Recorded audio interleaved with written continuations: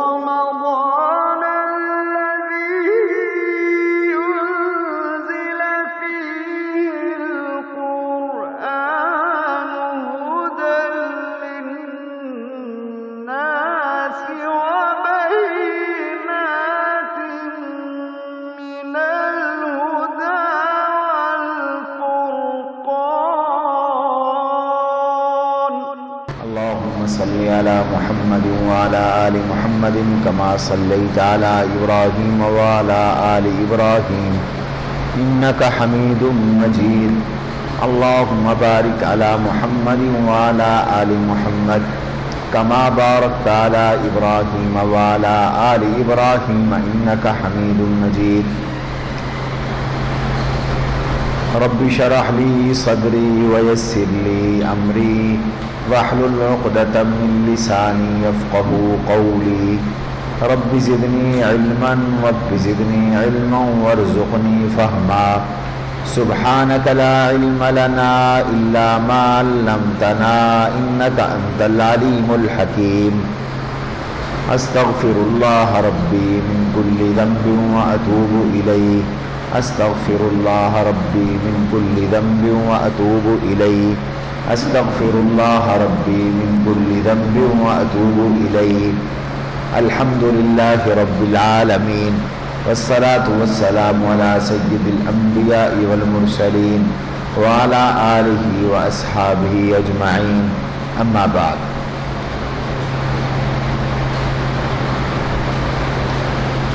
نزول قرآن کے وقت دنیا کی فکری عملی کیا حالت تھی؟ قرآن کا مخاطب کس طرح کا معاشرہ ہے؟ قرآن کا مخاطب کس طرح کا ماحول ہے؟ یہ جاننا بھی ضروری ہے. اس سے اندازہ ہوگا کہ کن حالات میں قرآن اترا اور قرآن سے کیا انقلاب آیا، قرآن سے کیا تبدیلی آیا. قرآن کریم کا نزول جیسا کہ آپ جانتے ہیں عرب میں ہوا، اور عرب میں دو طرح کے لوگ بستے تھے. نمبر ایک وہ طبقہ جو حضرت ابراہیم علیہ السلام کی ملت پر یقین رکھنے والا تھا، معتقد تھا. حضرت ابراہیم علیہ السلام کی ملت صدیوں پہلے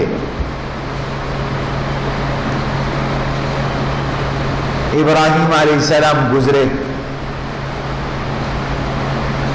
لیکن اس کے باوجود ملت ابراہیمی کے کچھ آثار باقی تھے. تو ایک طبقہ حضرت ابراہیم علیہ السلام کی ملت پر اعتقاد رکھنے والا تھا. ان کو عرب محصلہ کہتے ہیں. اور ایک طبقہ ایسا تھا جو ابراہیم علیہ السلام کی ملت پر اعتقاد رکھنے والا نہیں تھا.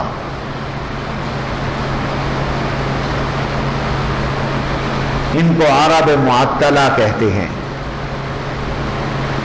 یہ لا مذہب قسم کے گروہ تھے.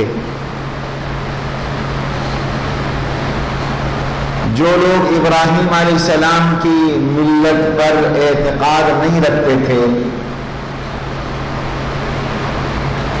وہ کئی طرح کے لوگ تھے. نمبر ایک گروہ ایسا تھا جو نہ اللہ پہ ایمان رکھتا تھا، نہ قیامت پر ایمان رکھتا تھا، اور نہ ہی حشر اور نشر پر ایمان رکھتا تھا. اس کا نظریہ اور عقیدہ یہ تھا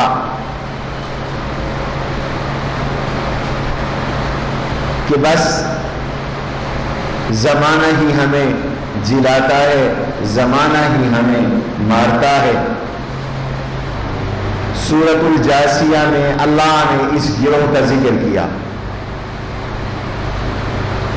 آیت نمبر 24 سورۃ الجاسیہ. قالوا ما هي الا حیاتنا الدنیا نموت ونحیا وما یہلکنا الا الدہر. انہوں نے کہا کہ بس دنیا، زندگی تو دنیا کی ہی زندگی ہے، آخرت کی کوئی زندگی نہیں ہے. نموت و نحیا، ہم خود ہی مرتے ہیں اور خود ہی جیتے ہیں، ہمیں کوئی مارتا نہیں، ہمیں کوئی جلاتا نہیں. وما یہلکنا الا الدہر، زمانے کی وجہ سے ہم مرتے اور جیتے ہیں، حوادثات زمانہ ہمیں مارتا ہے، اسباب ہمیں مارتے ہیں اور جلاتے ہیں.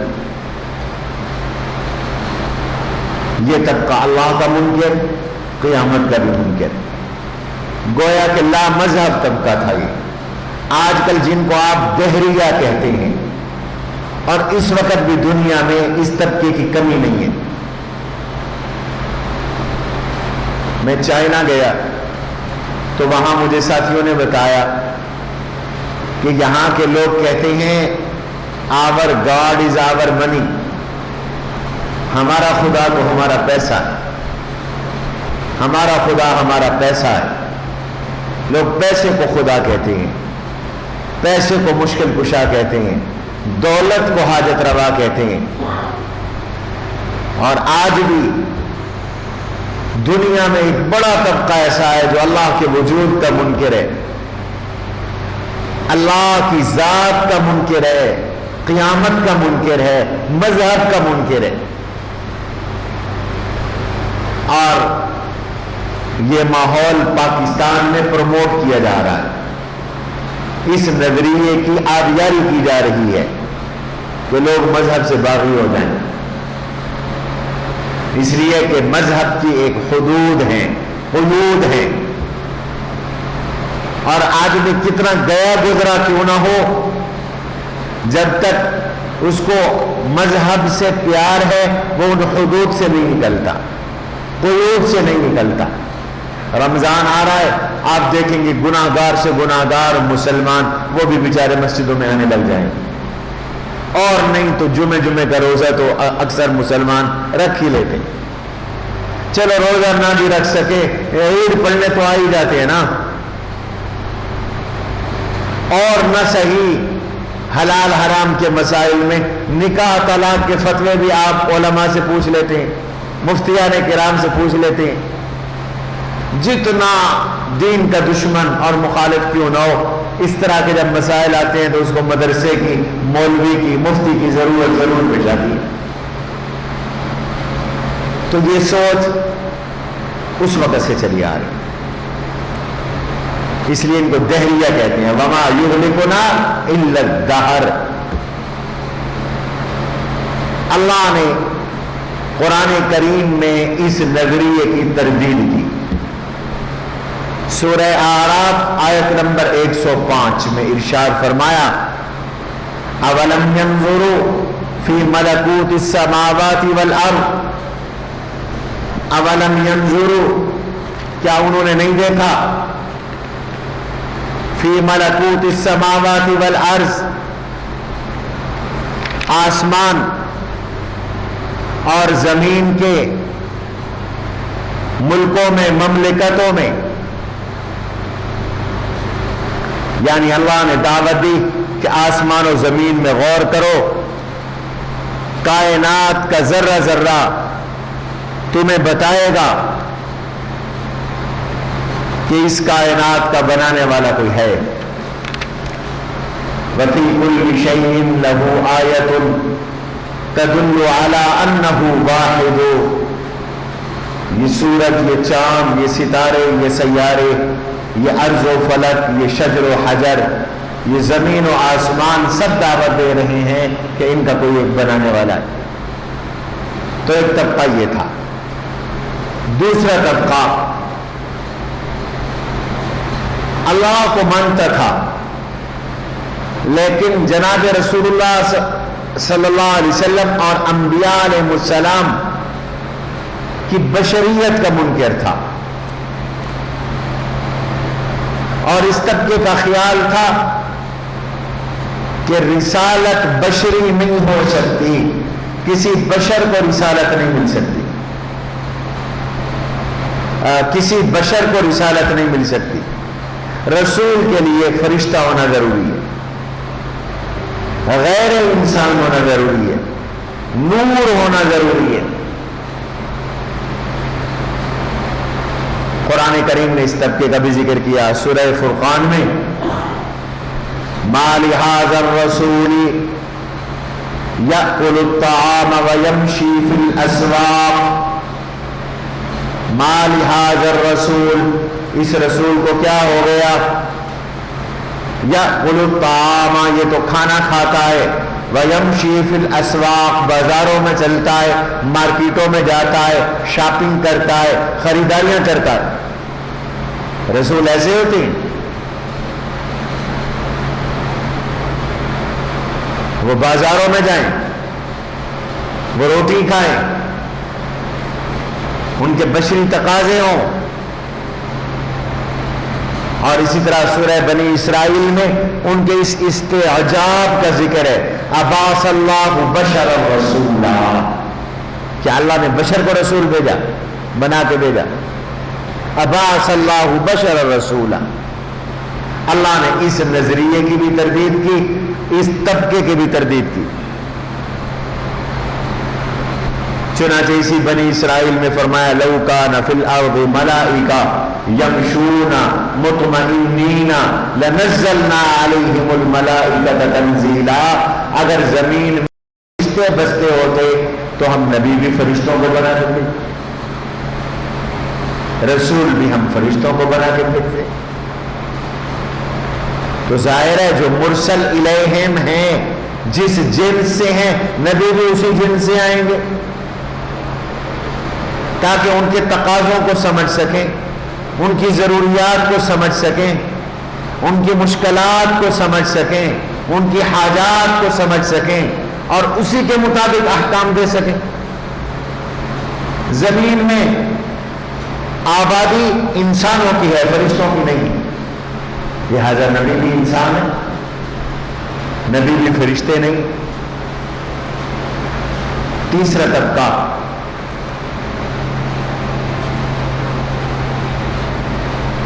ایک طبقہ خدا کا قائل تھا، اللہ کا قائل تھا، لیکن قیامت کا منکر تھا،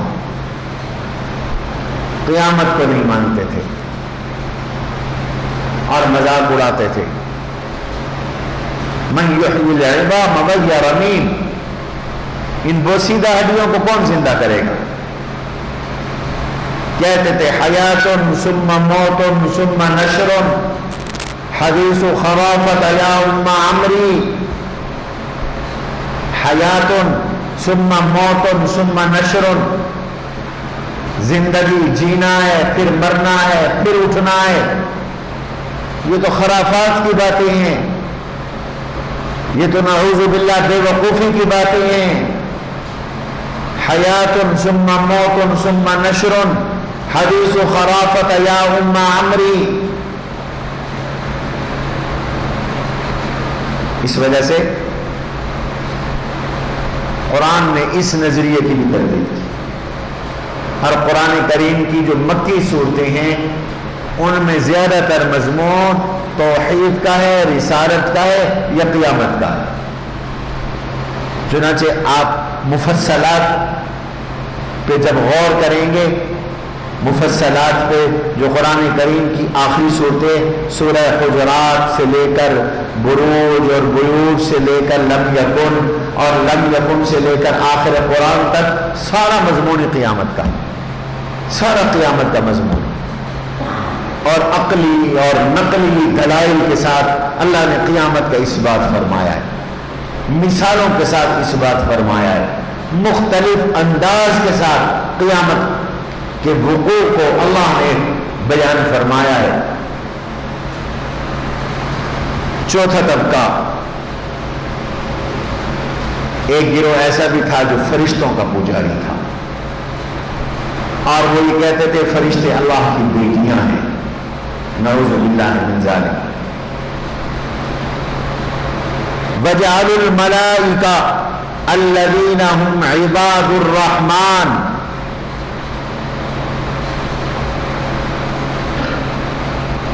فرشتوں کو جو اللہ کے بندے ہیں فرشتے، انہوں نے معبود بنا لیا، مشکل کشا بنا لیا، حاجت روا بنا لیا، اور پھر اللہ کے ساتھ ان کی رشتہ داریاں جوڑی، اور یوں کہا، یہ نظریہ تھا ایک طبقے کا کہ فرشتے اللہ کی بیٹیاں ہیں، اور ان کی مائیں کون ہیں؟ بڑے بڑے جو سردار جن ہیں نعوذ باللہ، وہ کہتے تھے وہ ان کی مائیں ہیں، سراوات الجن، سردار جن، وہ کہتے تھے نعوذ باللہ اللہ کی بیویاں ہیں اور فرشتے اللہ کی بیٹیاں ہیں۔ وَجَعَلُوا بَيْنَهُ وَبَيْنَ الْجِنَّةِ نَسَبًا، انہوں نے اللہ اور جنوں کے درمیان رشتہ داری قائم کر دی۔ قرآن نے ان کی بھی تردید کی اور فرمایا قُلْ هُوَ اللَّهُ أَحَدٌ اللَّهُ الصَّمَدُ لَمْ يَلِدْ وَلَمْ يُولَدْ سبحانہ، وہ اولاد سے پاک ہے۔ اس لیے حدیث پاک میں آتا ہے کہ جس نے اللہ کے لیے اولاد ثابت کی اس نے اللہ کو گالی بکی، اس نے اللہ کو گالی بکی۔ شتمنی ابن آدم ولم یکن لہ ذالک، ابن آدم نے مجھے گالی دی اور اس کو یہ مناسب نہیں تھا۔ اما شتمہ ایایا فقولہ لی ولد، اس کا گالی بکنا یہ ہے جب وہ یہ کہتا ہے کہ میری اولاد ہے۔ جب کوئی یہ کہے کہ اللہ کی اولاد ہے وہ اللہ کو گالی بکتا ہے، کیوں؟ یہ کہنا کہ اللہ کی اولاد ہے یہ اللہ کو گالی بکنا ہے، کیوں؟ اس لیے کہ باپ اور اولاد کی جنس ایک ہونا ضروری ہے، اگر جنس ایک نہ ہو تو وہ گالی بن جاتی ہے۔ کسی کو یہ کہا جائے کسی انسان کو کہ تو جانور کا بچہ ہے، تو گدھے کا بچہ ہے، تو گھوڑے کا بچہ ہے، یہ گالی ہے کہ نہیں؟ لیکن اگر کتے کو کتے کا بچہ کہا جائے تو وہ گالی نہیں، گدھے کو گدھے کا بچہ کہا جائے تو وہ گالی نہیں، کیوں بھائی؟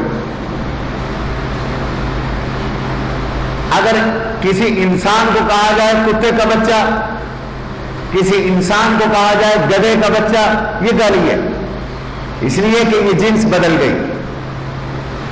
اس کے باپ کی جنس انسان تھی، کر دی گئی گدھا، کر دی گئی کتا۔ اور اگر کسی کو یوں کہا جائے انسان کے بچے تو یہ کوئی گالی نہیں، یا ابن آدم، یا ابن آدم کا بھی تو یہی معنی ہے نا، انسان کے بچے، یہ گالی نہیں ہے۔ اب کوئی یہ کہتا ہے کہ فرشتے اللہ کی بیٹیاں ہیں، کوئی یہ کہتا ہے کہ عیسیٰ علیہ السلام نعوذ باللہ اللہ کے بیٹے ہیں، کوئی یہ کہے کہ عزیر علیہ السلام اللہ کے بیٹے ہیں، اور کوئی یہ کہے کہ نعوذ باللہ جن اللہ کی بیویاں ہیں، یا نعوذ باللہ سیدہ مریم علیہ السلام اللہ کی بیوی ہے، تو اولاد میں اور باپ میں جنس میں اتحاد نہیں، اتحاد جنس نہیں ہے کہ یہ انسان ہے اور وہ انسان نہیں، اور یہ جن ہے اور وہ جن نہیں، تو گویا کہ تم نے جنس بدل دی، یہ گالی بن گئی۔ تو اللہ نے ان کی بھی تردید کی۔ پانچواں طبقہ، ایک طبقہ وہ بھی تھا جو اولیاء کا پجاری تھا، بزرگوں اور ولیوں کو پوجتے تھے، ان کی عبادت کرتے تھے، ان کے چڑھاوے چڑھاتے تھے اور ان کے آگے سجدے کرتے تھے۔ نظریہ ان کا یہ تھا کہ واسطے کے بغیر خدا نہیں ملتا، جیسے واسطے کے بغیر بادشاہ سے نہیں ملا جا سکتا، واسطے کے بغیر کسی افسر سے نہیں ملا جا سکتا، ایسے ہی نعوذ باللہ واسطے کے بغیر اللہ سے نہیں ملا جا سکتا۔ اور پھر یہ مثالیں دیتے تھے۔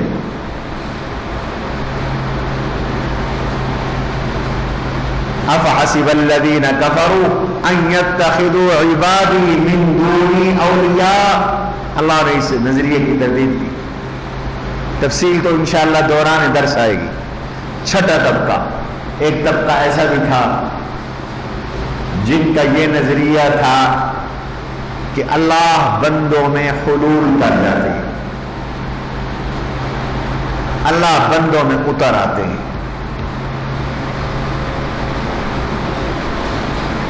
یہ سارے جاہلانہ نظریے کسی نہ کسی شکل میں آج بھی موجود ہیں۔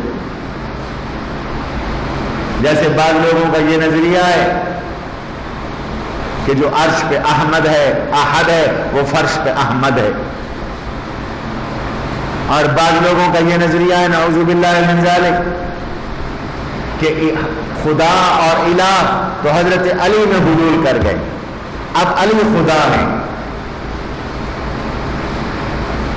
اور بعض لوگوں نے حضور صلی اللہ علیہ وسلم کو خدا بنا دیا، اللہ کی کرسی پہ بٹھا دیا۔ تو ایک طبقے کا قرآن کی نزول سے پہلے یہ نظریہ تھا کہ اللہ نیک بندوں میں حلول کر آتے ہیں۔ ان میں عیسائیوں کے ایک طبقے کا بھی یہ نظریہ تھا، لقد کفر الذین قالوا ان اللہ هو المسیح ابن مریم، ان کی اللہ نے تردید کی۔ وہ لوگ کافر ہو گئے جنہوں نے کہا کہ اللہ تو وہی مسیح ابن مریم ہے، اللہ تو وہی مسیح ابن مریم ہے، وہ لوگ کافر ہو گئے۔ ساتواں طبقہ نزول قرآن کے وقت کفار کا وہ تھا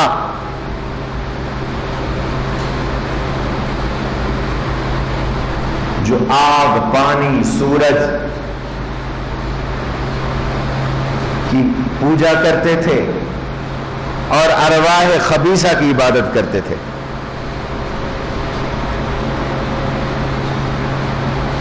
شیطان کی بھی پوجا کرنے والے لوگ دنیا میں موجود ہیں، آج بھی موجود ہیں۔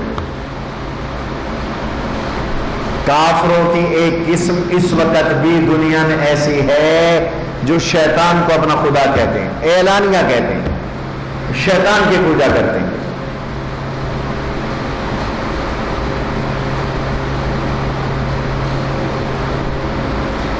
تو ایک زمانہ ایسا بھی گزرا کہ جب لوگ ارواح خبیثہ اور شیطان کو پوجتے تھے۔ لا تعبد الشیطان، شیطان کی پوجا نہ کرو۔ یہ وہ طبقہ تھا جو ابراہیم علیہ السلام کی راہ سے ہٹا ہوا تھا، اور ان کے یہ 7 گروہ تھے جو میں نے آپ کے سامنے پیش کیا۔ نزول قرآن کے وقت کچھ طبقات ایسے تھے جو ملت ابراہیمی کے معتقد تھے، حضرت ابراہیم علیہ السلام کی ملت پر ہونے کے دعوے دار تھے۔ ان میں قریش مکہ بھی تھے، عرب میں کچھ لوگ تھے، اور ان قریش میں چند لوگ ایسے تھے جو زمانہ جاہلیت میں بھی توحید پر رہے، انہوں نے شرک کو چھوڑ دیا تھا۔ ان میں ایک زید ابن عمر ابن نفیل ہے، صحیح بخاری میں ان کا ذکر ملتا ہے، زید ابن عمر ابن نفیل۔ انہوں نے اعلانیہ بغاوت کر دی تھی، اے اللہ میں ان بتوں کی پوجا سے بری ہوں، میں تیرے سوا کسی کی عبادت نہیں کرتا، بلکہ حق کی تلاش میں شام گئے، یہودیوں سے ملے، عیسائیوں سے ملے، اور بالآخر یہی کہہ دیا کہ یا اللہ ابراہیم علیہ السلام کے دین پر۔ تو زید ابن عمر ابن نفیل، قیس ابن سعدہ، قیس ابن عاصم وہ لوگ تھے جو جاہلیت میں بھی ابراہیم علیہ السلام کی ملت پہ رہے۔ مشرکین مکہ کو بھی دعویٰ تھا کہ ہم ابراہیم علیہ السلام کی ملت پر، لیکن ان میں شرک سرایت کر گیا تھا۔ مشرک ہونے کے باوجود چند چیزیں ان کے اندر موجود تھی، مثلاً یہ کہ اللہ کو مانتے تھے اور بڑے بڑے کام اللہ کے لیے ثابت کرتے تھے، اعلانیہ کہتے تھے وَلَئِن سَأَلْتَهُم مَّنْ خَلَقَ السَّمَاوَاتِ وَالْأَرْضَ، اگر آپ ان سے پوچھیں کہ آسمان کو کس نے پیدا کیا، زمین کو کس نے پیدا کیا، لَيَقُولُنَّ اللَّهُ، تو یہ جواب دیتے تھے کہ ان سب کو اللہ نے پیدا کیا۔ اللہ کو رزاق جانتے تھے، اللہ کو خالق جانتے تھے، اللہ کو مالک جانتے تھے، نماز کے بھی قائل تھے، حتیٰ کہ اشراق بھی پڑھا کرتے تھے، چاشت بھی پڑھا کرتے تھے، حج بھی کرتے تھے، بیت اللہ کا طواف بھی کرتے تھے، لبیک اللہم لبیک لبیک لا شریک لک لبیک بھی کہتے تھے۔ یہ اور بات ہے کہ اس میں ترمیم کر کے اپنے شریکوں کا نام بھی لے لیا کرتے تھے، صدقے اور خیرات بھی کرتے تھے، حاجیوں کی خدمت بھی کرتے تھے۔ اجعلتم سقایت الحاج وعمارت المسجد الحرام، بیت اللہ کی پاسبان بھی تھے، نگہبان بھی تھے، قربانی بھی کرتے تھے، سخی بھی تھے، مہمان نواز بھی تھے، غضب کے مہمان نواز تھے، دیت وغیرہ کے قوانین ان کے اندر موجود تھے۔ یعنی ابراہیم علیہ السلام کی ملت کے بہت سے آثار انہوں نے اپنے اندر محفوظ رکھے ہوئے تھے، لیکن شرک میں مبتلا ہو گئے۔ تو ایک یہ طبقہ تھا، اور دوسرا طبقہ ابراہیم علیہ السلام کی ملت کے معتقدین میں عیسائیوں کا تھا۔ تیسرا طبقہ یہودیوں کا تھا، یہ عرب میں موجود تھے، اور یہ عرب میں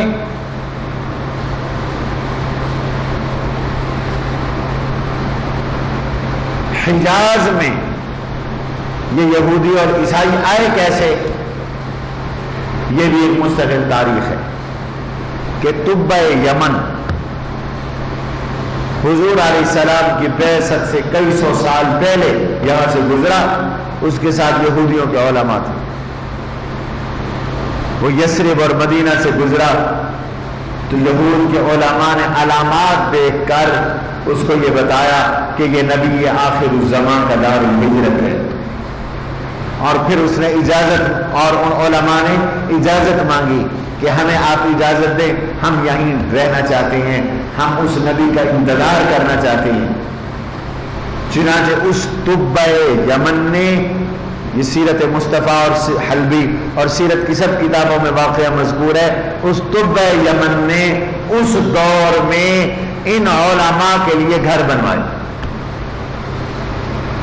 مدینہ میں گھر بنوا کے دی، اور ایک گھر جناب رسول اللہ صلی اللہ علیہ وسلم کے لیے بنوایا، اور ایک خط لکھا حضور کے نام، اور وہ ان علماء کے سپرد کیا، اور ان کو گھروں میں ٹھہرا کر یہ آگے روانہ ہو گیا۔ اب اس خط میں اس نے حضور کو مخاطب کر کے لکھا، شہدت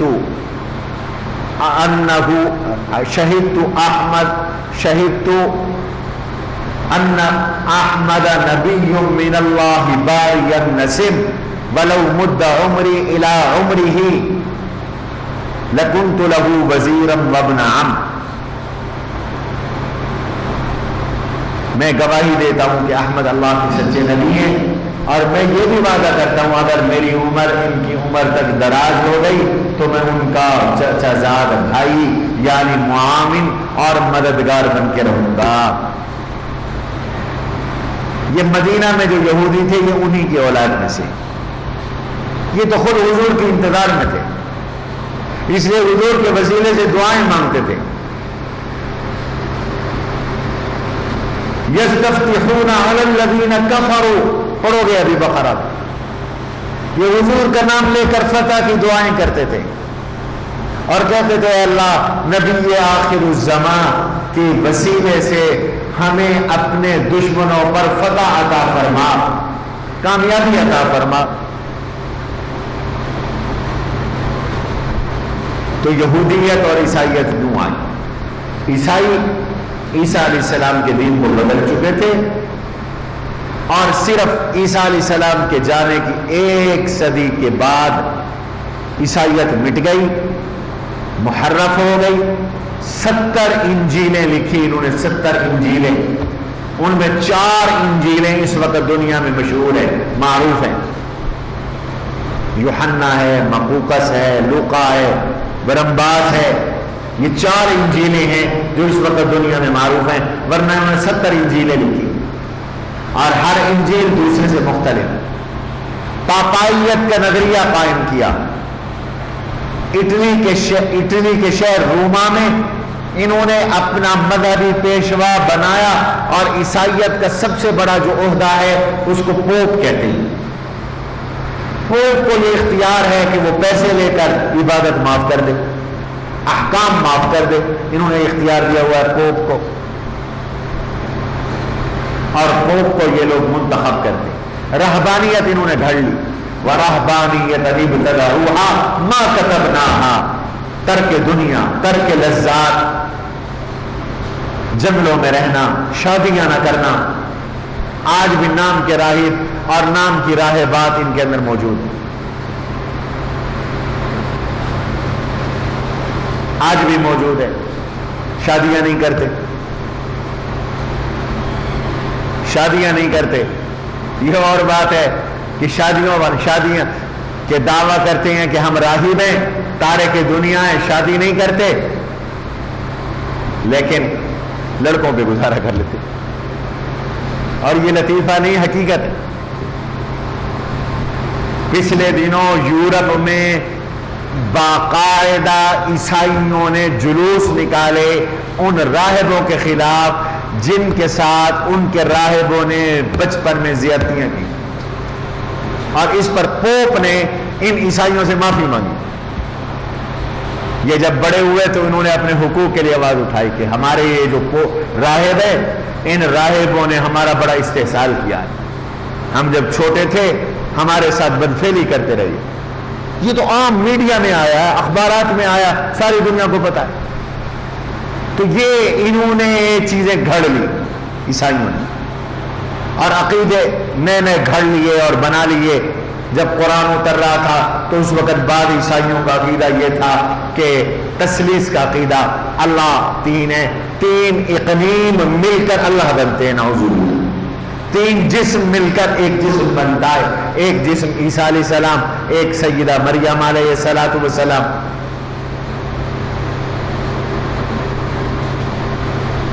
اور ایک اللہ خود۔ کہتے ہیں یہ 3 اقلیم مل کر ایک اللہ بنتا ہے۔ یہ ان کی تثلیث کا عقیدہ تھا۔ ان کا یہ بھی عقیدہ تھا اور ہے کہ عیسیٰ علیہ السلام پھانسی پہ لٹکے اور وہ کفارہ بن گئے آدم علیہ السلام کے گناہوں، انسانیت کے گناہوں کا۔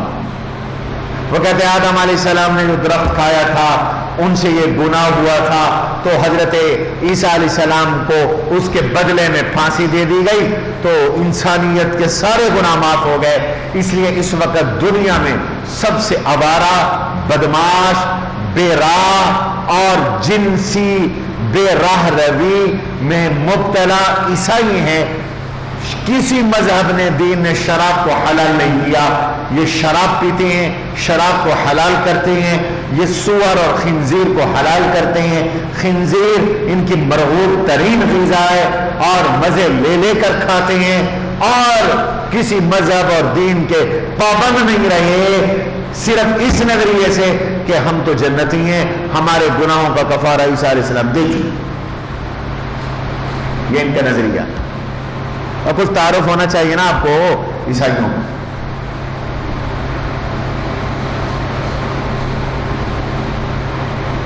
یہودی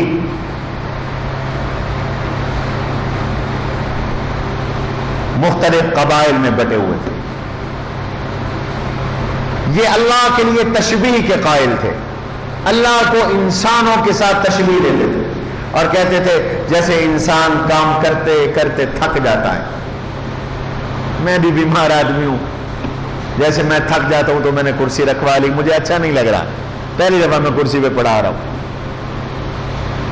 وہ بھی یہی کہتے تھے کہ نعوذ باللہ اتنے لاکھوں سال سے اللہ کائنات چلا رہا ہے، اللہ تھک جاتا ہے. اور اللہ کے لیے جسم مانتے تھے. اس لیے قرآن نے ان کی نظریے کی تردید کی، وما مسنا من لغوب، ہمیں کوئی تھکاوٹ نہیں چلی. اور فرمایا لیس کمثلہ شیء، اللہ کو تشبیہ نہ دو، اللہ جیسی کوئی چیز نہیں.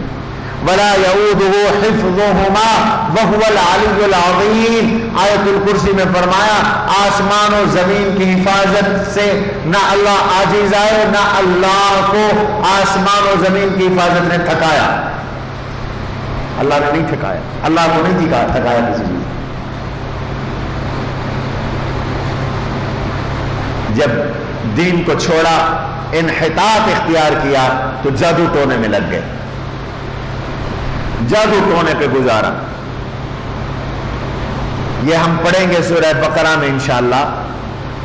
انسانیت کا جب انحطاط ہوتا ہے، لوگ کوتاہ ہو جاتے ہیں، کم ہمت ہو جاتے ہیں، کام ان سے کوئی نہیں ہوتا، تو پھر وہ تویزوں اور جادوؤں کا سہارا لیتے ہیں.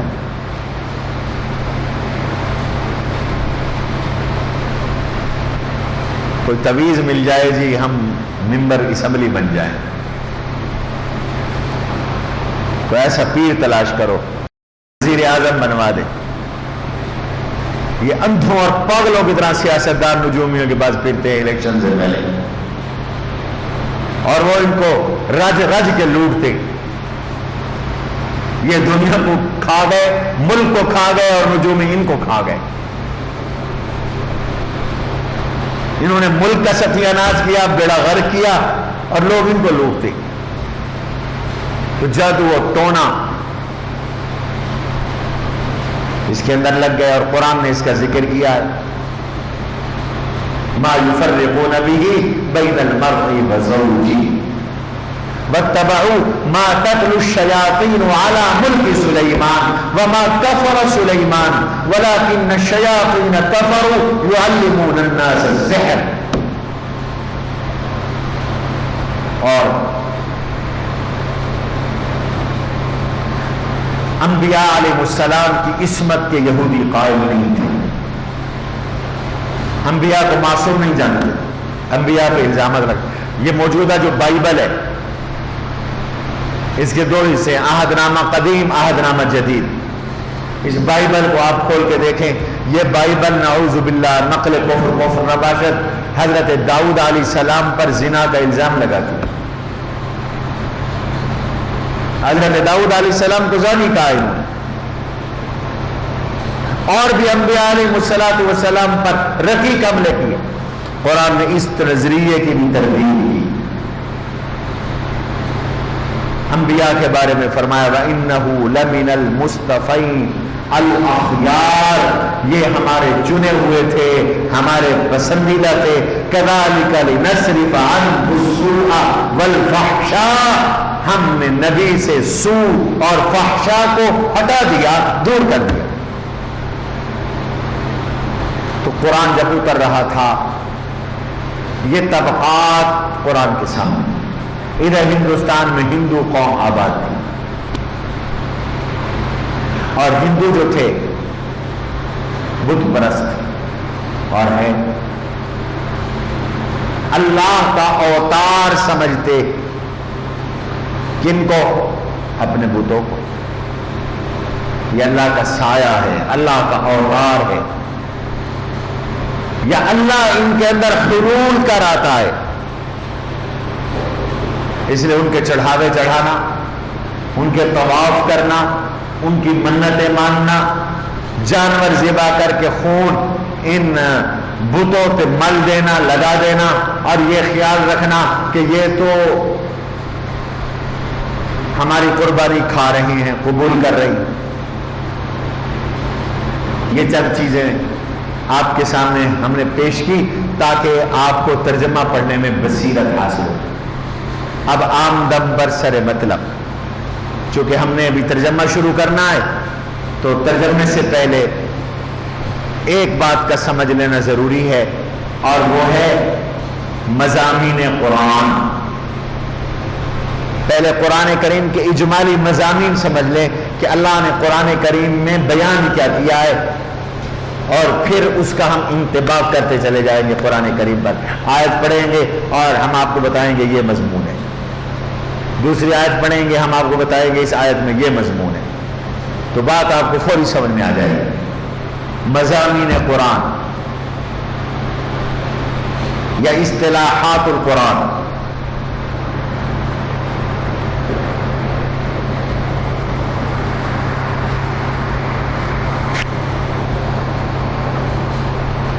قرآن کریم میں اللہ تعالیٰ نے 7 سلسلے ذکر فرمائے. ان سلسلوں کو کہتے ہیں سلاسل سبعہ. کیا کہتے ہیں؟ سلاسل سبعہ. قرآن کریم کے 7 سلسلے. آپ مستقل شریک ہے سبق میں اطہر صاحب؟ تو آپ کاپی بھی لایا کریں. کیا کہتے ہیں ان کو؟ بولو. سلاسل سبعہ. 7 سلسلے ہیں، 7 قسم کے مضامین ہیں قرآن کریم کے اندر. نمبر 1 دعاوی، دعوی جات، دعوے. اللہ تبارک و تعالی قرآن میں جب بولتے ہیں تو بڑی پختہ اور ٹھوس گفتگو فرماتے ہیں، اور بعض باتوں کو دعوے کی شکل میں ذکر کرتے ہیں. تو پہلا سلسلہ ہے دعوے کا. قرآن میں دعوے ہیں، دعووں کی شکل میں اللہ تعالیٰ بعض باتوں کو ذکر فرماتے ہیں.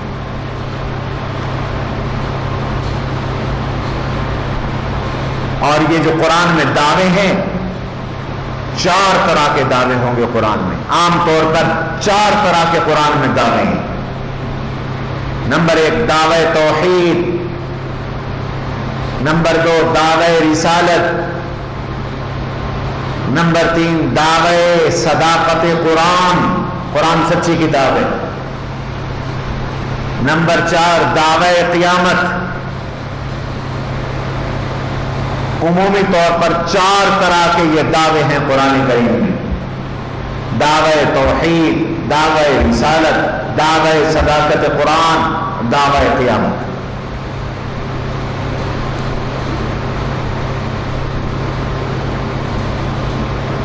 توحید کا دعویٰ، اس کی چند مثالیں. الحمدللہ ابھی ہم پڑھیں گے. الحمدللہ اس میں دعوی توحید ہے. اور الحمدللہ کا معنی ہے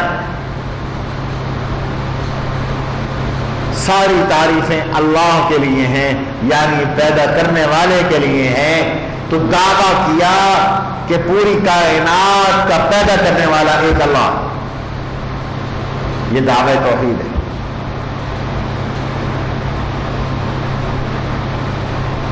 قرآن جب بولتا ہے تو یوں بولتا ہے کہ چھا جاتا ہے، کسی کو مجال نہیں کہ قرآن کے سامنے سر اٹھائے. اس لیے قرآن بولا فَعَلَمْ أَنَّهُ لَا إِلَٰهَ إِلَّا هُوَ، فَعَلَمْ أَنَّهُ لَا إِلَٰهَ إِلَّا اللَّهُ وَاسْتَغْفِرْ لِذَنبِكَ وَلِلْمُؤْمِنِينَ وَالْمُؤْمِنَاتِ. یہ دعوی توحید ہے. یقین رکھو اللہ کے سوا کوئی معبود نہیں، یقین جانو اللہ کے سوا کوئی معبود نہیں. فَعَلَمْ أَنَّهُ لَا إِلَٰهَ إِلَّا اللَّهُ. یہاں فَعَلَمْ تیقن کے معنی میں ہے وَاسْتَغْفِرْ لِذَنْبِكَ وَلِلْمُؤْمِنِينَ وَالْمُؤْمِنَاتِ،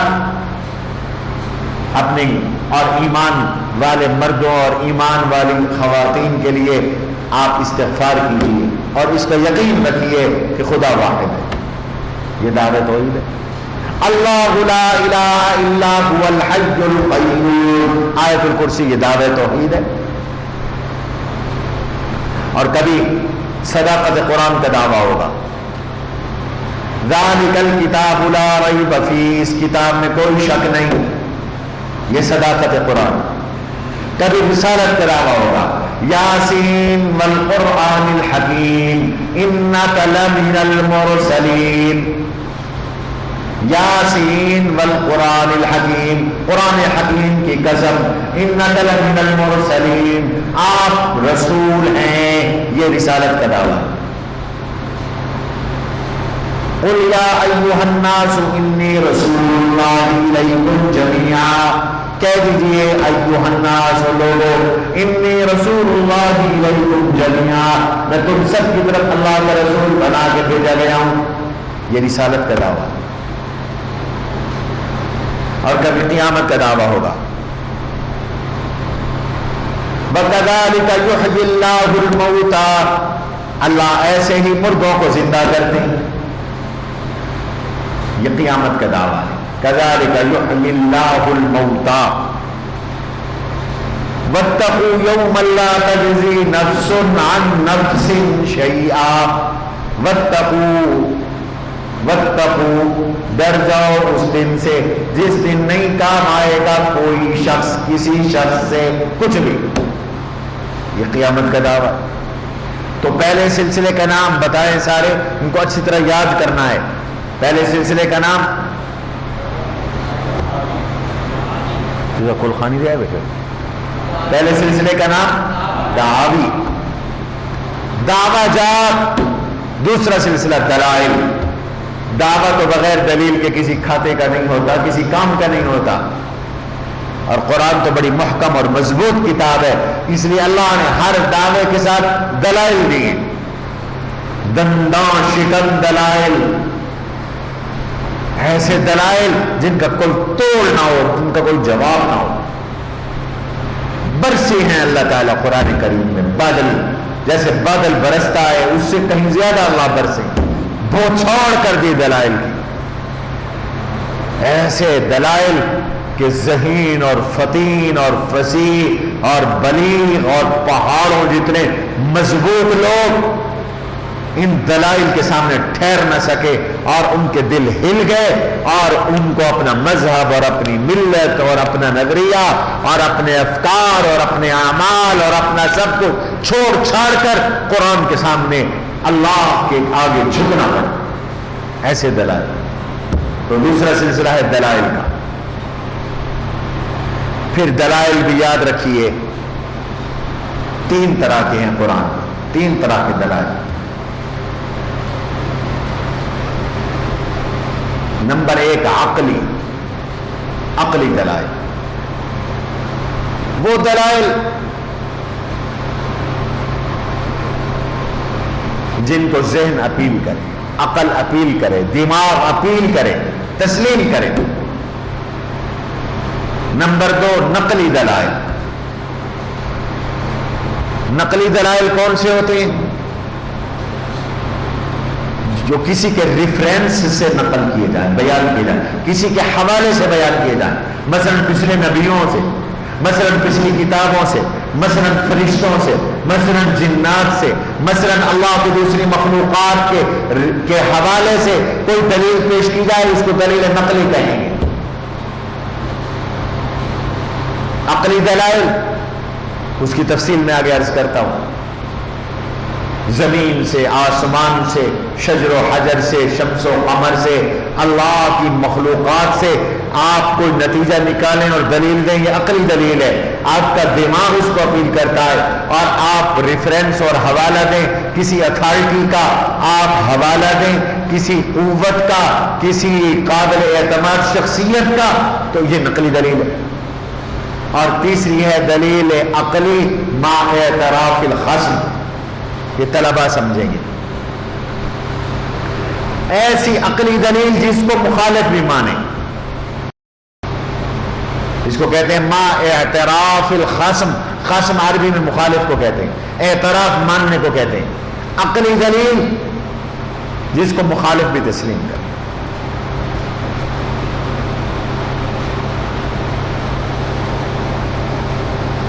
اب ذرا عقلی دلائل پر آ جاؤ، ان کی مثالیں آپ کو دینی ہیں. سمجھانے کے لیے مثال ضروری ہوتی ہے. دلیل عقلی وہ دلیل جو عقل کے ساتھ جس کو عقل اور دماغ تسلیم کرے، مانے، اپیل کرے. وہ دو طرح کی ہیں. اگر وہ دلیل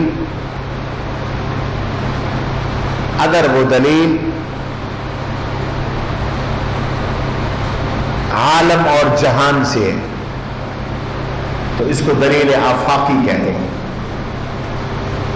اور اگر خود انسان کے وجود سے ہے اس کو دلیل انفسی کہتے ہیں.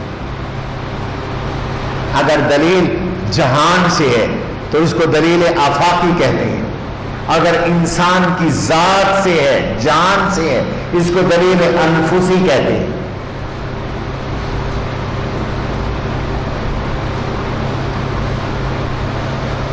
اس کو ذرا مثال کے ساتھ سمجھ لو. سورہ بقرہ نکالو ذرا. سورہ بقرہ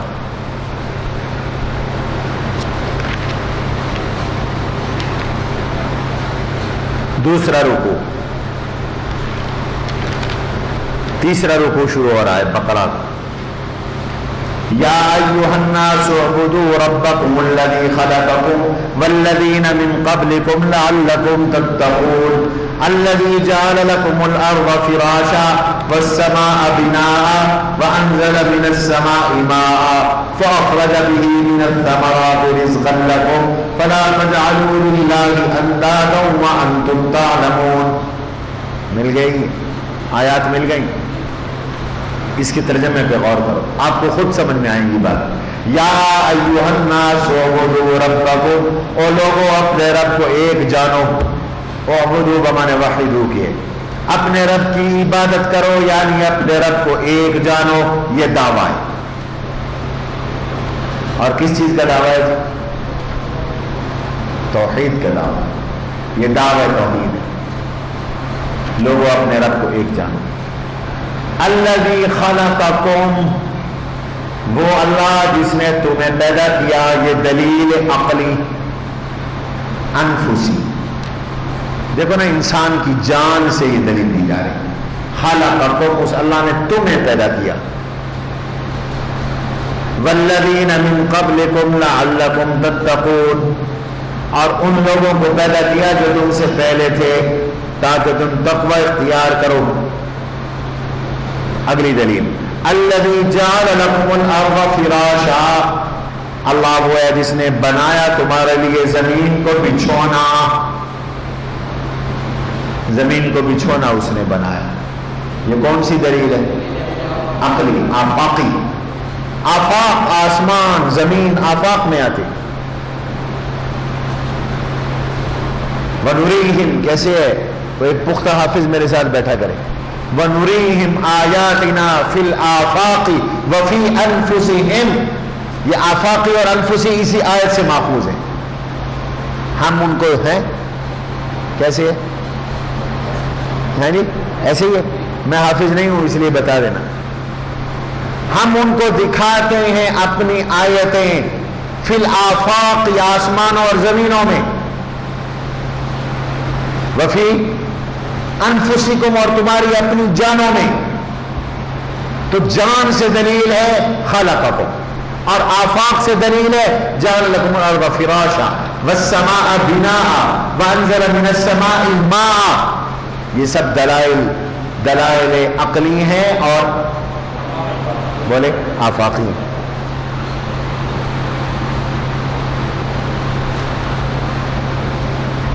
دلیل عقلی ما اعتراف الخصم بھی اس کے ساتھ پڑھنا. وہ دلیل جو عقل سے ہو اور مخالف بھی اس کو تسلیم کرے. اس کی مثال، یہاں پانی نہیں رکھتے چلو اب بیٹھو، مفت میں تمہیں سبق مل رہا ہے نا. وَلَئِن سَأَلْتَهُمْ مَنْ خَلَقَهُمْ، اور اگر آپ ان سے پوچھیں من خلقہم، ان کو بولے کس نے پیدا کیا، آگے لَيَقُولُنَّ اللَّهُ، تو وہ کہیں گے اللہ نے پیدا کیا. وَلَئِن سَأَلْتَهُمْ مَنْ خَلَقَهُمْ لَيَقُولُنَّ اللَّهُ، تو وہ کہیں گے اللہ نے پیدا کیا. یہ ایسی دلیل ہے جو عقلی ہے، لاجک ہے، اور اس کو مخالف بھی مان رہا ہے کہ ہمیں پیدا کرنے والا تو اللہ ہے. میں نے آپ کو پہلے بتایا مشرکین مکہ اللہ کو اپنا خالق مانتے تھے، آسمانوں اور زمینوں کا خالق مانتے تھے. تو اللہ نے فرمایا جب تمہیں اللہ نے پیدا کیا ہے تو معبود بھی وہی ہے، پھر مسجود بھی وہی ہے، کسی اور کو معبود کیوں مانتے ہو؟ تو دیکھو دشمن نے مانا، مخالف نے مانا. یہ ہے دلیل عقلی مع اعتراف الخصم. اور میں نے عرض کیا تھا دلائل کی کتنی قسمیں ہیں؟ تین بتائے تھے، بلکہ 4 ہیں، چوتھی بھی لکھ لو. دلیل وحی، دلیل وحی. اب آ گئی دلیل عقلی، دلیل عقلی مع اعتراف الخاصم، دلیل وحی اور دلیل نقلی. دلیل وحی کس کو کہتے ہیں؟ وہ دلیل جس میں حضور یہ کہیں کہ مجھے اللہ نے یہ حکم کیا یا یہ وحی کی. دلیل وحی سے مراد وہ دلیل جس میں جناب رسول اللہ صلی اللہ علیہ وسلم یہ ارشاد فرمائیں مجھے اللہ نے یہ حکم دیا یا اللہ نے مجھے یہ وحی اتاری. اس کو کہتے ہیں دلیل وحی. اس کی مثال قُلْ إِنِّي نُهِيتُ أَنْ أَعْبُدَ الَّذِينَ تَدْعُونَ مِن دُونِ اللَّهِ. قُلْ کہہ دیجئے اِنِّي نُهِيتُ مجھے روکا گیا ان اس بات سے اعبد الذین میں ان کی پوجا کروں تدعون من دون اللہ جن کو تم اللہ کے علاوہ پکارتے ہو. مجھے یہ حکم دیا گیا ہے کہ میں ان کی عبادت کروں، میں ان کی عبادت نہیں کروں جن کو تم پکارتے ہو، غیر اللہ کو جن کو تم پکارتے ہو. یہ دلیل ہے بھائی. امرت ان اعبد رب هذه البلدہ، یہاں امر تو آ گیا، مجھے حکم کیا گیا میں اس شہر کے رب کی پوجا کروں. یہ کون سی دلیل ہے؟ دلیل وحی. یہ دلیل وحی. اور چوتھی قسم ہے دلیل نقلی. اس دلیل نقلی کی پھر 7 قسمیں ہیں. دلیل نقلی کی 7 قسمیں. نمبر 1 دلیل نقلی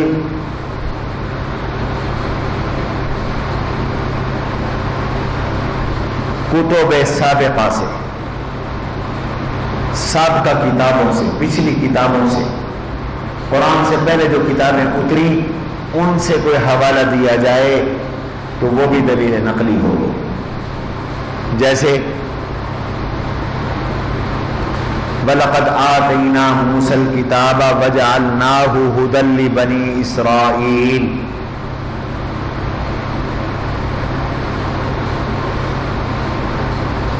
ہم نے موسیٰ علیہ السلام کو کتاب دی اور ان کو ہم نے بنی اسرائیل کے لیے ہادی بنا کے بھیجا. آگے کیا ہے؟ وَجَعَلْنَاهُ هُدًى لِبَنِي إِسْرَائِيلَ.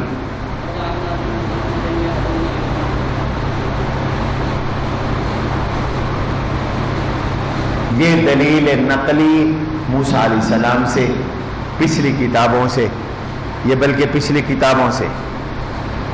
آتینا موسیٰ الکتاب، یہ کتاب کا ذکر. نمبر 2 دلیل نقلی از انبیاء علیہ السلام.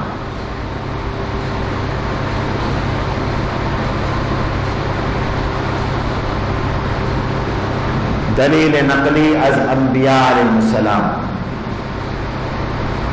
یہ اجمالی بھی ہوگی تفصیلی بھی ہوگی. اجمالی دلیل کی مثال انبیاء سے وما ارسلنا من قبلک من رسول الا نوحی الیہ انہ لا الہ الا انا فاعبدون. وما ارسلنا من قبلک من رسول، ہم نے نہیں بھیجا آپ سے پہلے کوئی رسول الا نوحی الیہ، مگر ہم نے اس پر یہ وحی کی انہ لا الہ الا انا، کہ اللہ کے سوا میرے سوا کوئی معبود نہیں، فاعبدون میری ہی عبادت کرو. یہ توحید کی دلیل ہے. اور یہ دلیل بھی کون سی ہے؟ دلیل نقلی اور انبیاء علیہ السلام سے. آپ تو خود مہمان ہیں، آپ نے تکلیف کی. اوہو دیکھ لو بھائی، جزاک اللہ. یہ دلیل نقلی از انبیاء علیہ السلام، لیکن یہ دلیل اجمالی ہے. دلیل نقلی از انبیاء تفصیلا، کبھی تفصیلی دلیل بھی ہوگی. جیسے قرآن کریم میں جگہ جگہ آیا وَاذْكُرْ فِي الْكِتَابِ إِبْرَاهِيمَ وَاذْكُرْ فِي الْكِتَابِ إِسْمَاعِيل وَاذْكُرْ فِي كِتَابِ مُوسَى. یہ دیکھیے وَاذْكُرْ فِي الْكِتَابِ إِبْرَاهِيمَ، یہ دلیل نقلی تفصیلی ہے. ہر نبی کا نام لے کر دلیل دی جا رہی ہے.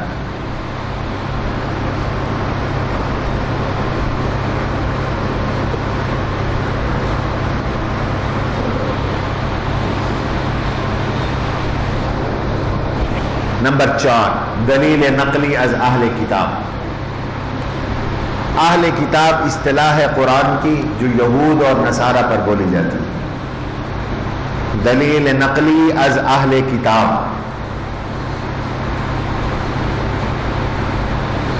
اللہ نے کوئی دلیل یہود اور نصارہ سے نقل فرما دی. الذین آتیناہم الکتاب یتلونہ حق تلاوتہ.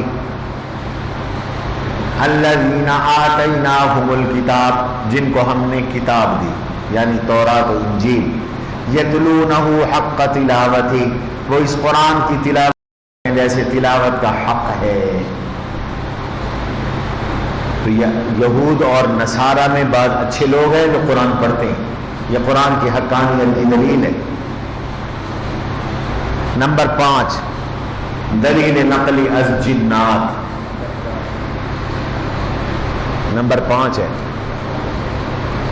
دلیل نقلی از جنات. پہلی قسم ہے نقلی از کتب، دوسری دلیل نقلی از انبیاء سابقین، تیسری دلیل نقلی، پہلی کیا ہے نقلی از کتب، دوسری انبیاء دلیل نقلی از انبیاء اجمالا، تیسری نقلی از انبیاء تفصیلا، چوتھی از اہل کتاب، پانچویں از جنات. قل اوحی الی انہ استمع نفر من الجن فقالوا انا سمعنا قرآنا عجبا. فرما دیجئے مجھ پہ وحی کی گئی انہ استمع نفر من الجن، کہ جنہوں نے قرآن سنا. پھر وہ کہنے لگا انا سمعنا قرآنا عجبا، ہم نے عجیب قرآن سنا. یہ جنات سے اللہ نے دلیل. نمبر 6 دلیل نقلی از ملائکہ، فرشتوں سے. فرشتوں سے کوئی حوالہ دیا جائے. شہد اللہ انہ لا الہ الا ہو والملائکۃ واولو العلم قائما بالقسط. اللہ نے گواہی دی. شہد اللہ، فرشتوں نے گواہی دی، علماء نے گواہی دی کہ اللہ کے سوا کوئی معبود نہیں. یہ دیکھو اللہ نے فرشتوں سے دلیل پیش کی. نمبر 7 دلیل نقلی از طیور. طیور پرندے، پرندوں سے بھی اللہ نے دلیلیں دی ہیں.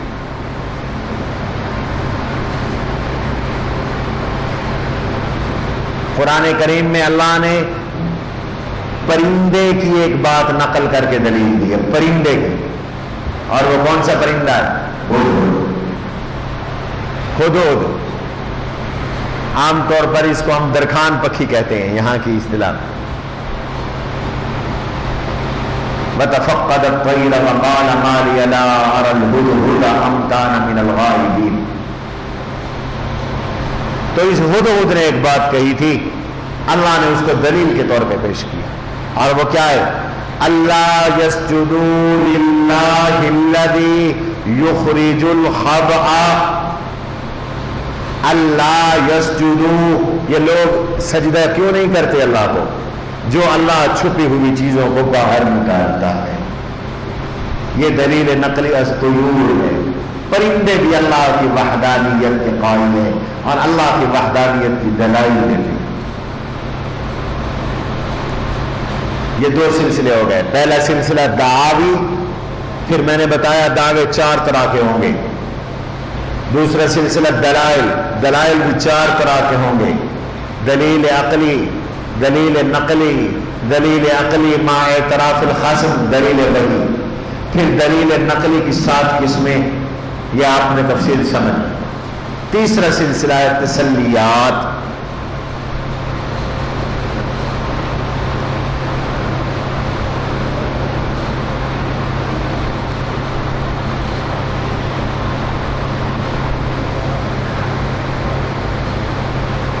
قرآن کریم ایک مشفق اور رحیم ماں کی طرح، کبھی تو ڈراتا ہے، کبھی تسلی دیتا ہے۔ جب کوئی طبقہ مایوس ہونے لگے تو قرآن تسلیاں دیتا ہے، اور جب لوگ بے باک ہونے لگے تو قرآن ڈراتا ہے۔ تخویفات میں مستقل سلسلہ ہے، وہ آگے عرض کرتا ہوں۔ تو تسلیات دی قرآن، اور 2 طرح کی تسلیات ہیں۔ نمبر 1 تسلی انبیاء، نمبر 2 تسلی مؤمنین۔ تسلی انبیاء، تسلی مومنین۔ انبیاء علیہ السلام کو بھی تسلی دی، حضور کو تسلی دی جا رہی ہے بار بار، اس لیے کہ یہ انسانی فطرت ہے کہ جب کوئی کام مشکل ہو یا نہ ہو رہا ہو تو طبیعت اچاٹ ہو جاتی ہے، تو پھر مصلح کا فرض ہوتا ہے کہ وہ تسلی دے کر دل کو لگوائے، جمائے۔ یہ علمی اصطلاح ہیں جو آپ میں سے علماء نہیں ہیں، ان کو سمجھنے میں مشکل پیش آ رہی ہے، لیکن جب ترجمہ پڑھیں گے تو انشاءاللہ سب باتیں سمجھ میں آ جائیں گی۔ میں بھی آپ کو تسلی دے رہا ہوں۔ تو اللہ نے اپنے نبیوں کو تسلی دی اور مختلف انداز سے تسلی دی۔ مثلا حضور سے فرمایا وَإِن يُكَذِّبُوكَ فَقَدْ كُذِّبَتْ رُسُلٌ، اگر یہ آپ کو نہیں مانتے، جھٹلا رہے ہیں، تو فقط کذب رسول، بہت سے رسولوں کو جھٹلایا گیا، ہر نبی کی تکذیب کی گئی، ہر رسول کی تکذیب کی گئی، تو انہوں نے بھی صبر کیا، آپ بھی صبر کریں۔ یہ حضور کی تسلی ہے۔ ان یکذبوک فقد کذب رسل، یہ کہہ کر حضور کو تسلی۔ نمبر 2 تسلی مومنین، اللہ ایمان والوں کو بھی تسلی دیتے، کبھی کبھی ایمان والوں کے دل بھی اچاٹ ہونے لگتے تو اللہ نے ان کو بھی تسلی دی۔ بدر میں مسلمانوں کو فتح ملی، مسلمان بڑے خوش تھے، انسانی فطرت ہے، اچھائی مل جائے تو انسان خوش ہوتا ہے۔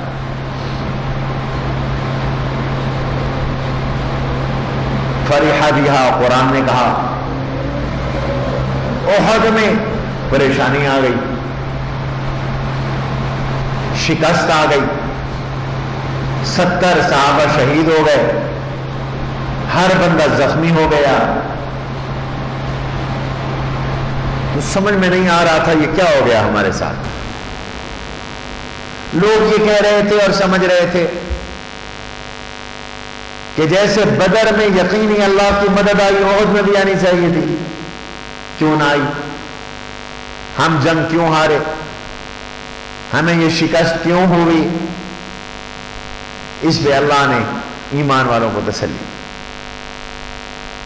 آل عمران کا مستقل مضمون ہے، 2-3 رکوعوں پر محیط ہے، غزوہ احد کی شکست کے اسباب وہاں پڑھیں گے انشاءاللہ. تو ان میں فرمایا إِن يَمْسَسْكُمْ قَرْحٌ فَقَدْ مَسَّ الْقَوْمَ قَرْحٌ مِثْلُهُ وَتِلْكَ الْأَيَّامُ نُدَاوِلُهَا بَيْنَ النَّاسِ. إِن يَمْسَسْكُمْ قَرْحٌ، اگر تمہیں آج زخم پہنچا، فَقَدْ مَسَّ الْقَوْمَ قَرْحٌ مِثْلُهُ، تو ایک قوم کو اس سے پہلے زخم پہنچ چکا. آج تم زخمی ہو، کل تمہارا دشمن زخمی ہوا تھا. وَتِلْكَ الْأَيَّامُ نُدَاوِلُهَا بَيْنَ النَّاسِ، یہ دن تو آتے جاتے رہتے ہیں، کیوں گھبراتے ہو؟ جنگوں میں ہار جیت تو مقدر کی بات ہے، یہ تو ہوتی رہتی ہے، دنیا دار الاسباب ہے. تو یہ تسلی مومنین ہے. تو میں نے عرض کیا کہ ایک مستقل مضمون اور سلسلہ قرآن میں تسلیات کا ہے، اور تسلی 2 طرح سے، کبھی انبیاء کی تسلی کا بیان ہوگا اور کبھی مومنین کی تسلی کا بیان ہوگا. نمبر 4، تخویفات. تخویف کہتے ہیں ڈرانے کو. تخویفات، قرآن میں ایک سلسلہ ہے تخویفات کا.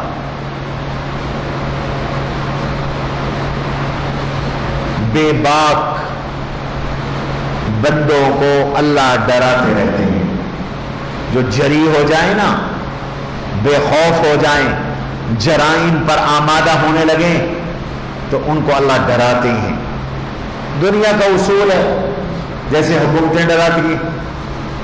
حکومتیں کہتی ہیں کہ دہشت گرد باز آ جائیں، ورنہ کہیں چھپنے کی کوئی جگہ نہیں رکھیں گے، ان کو ختم کر دیں گے، کوئی ڈاکو ملک میں نہیں چھوڑا جائے گا. یہ تخویف ہے نا. تو اللہ بھی تخویف فرماتے ہیں، ڈراتے ہیں اپنے دشمنوں کو. پھر تخویف 2 طرح کی ہے، تخویف دنیاوی، تخویف اخروی. کبھی دنیا کے عذاب سے ڈرایا جاتا ہے اور کبھی آخرت کے عذاب سے ڈرایا جاتا ہے. یہ ہر صورت میں تخویف، تبشیر، ان باتوں کا ذکر ہونا ہے.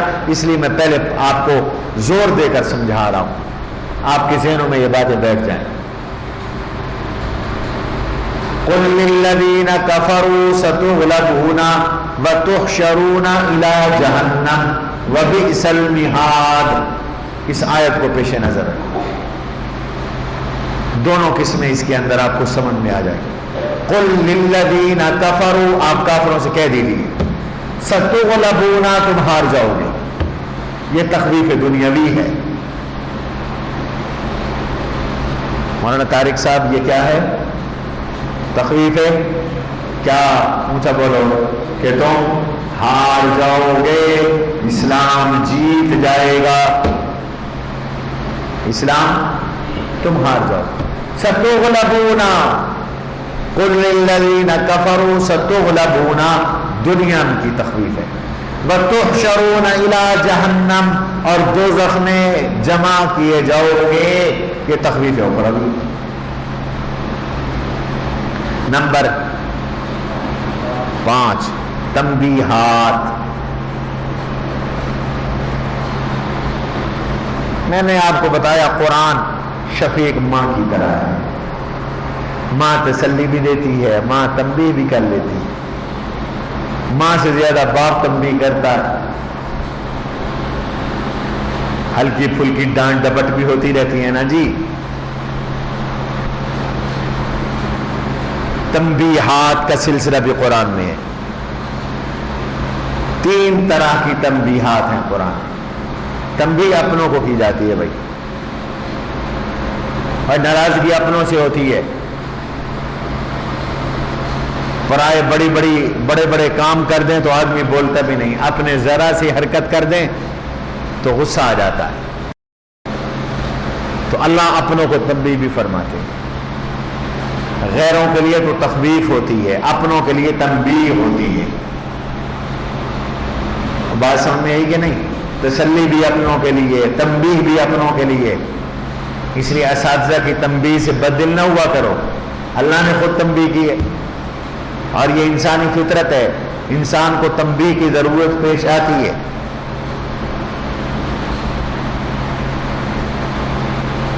تین طرح سے تنبیہات ہے، تنبیہ انبیاء، تنبیہ خاتم الانبیاء، تنبیہ مومنین۔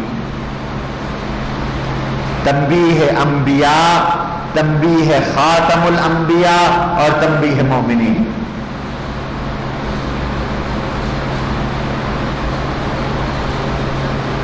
تنبیہ انبیاء، نبیوں کو اللہ تنبیہ کرے۔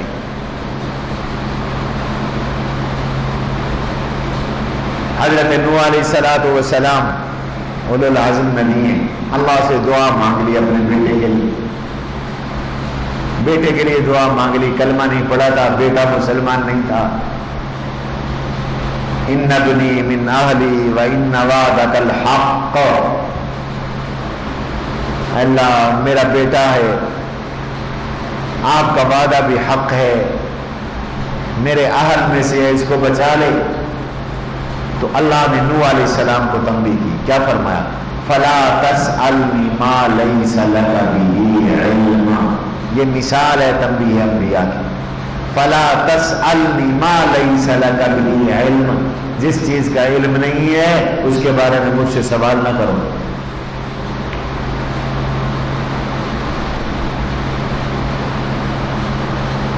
آدمی جتنا نفیس ہوتا ہے نا، جتنا بڑا ہوتا ہے، اس کے لیے اتنی معمولی تنبیہ کافی ہو جاتی ہے۔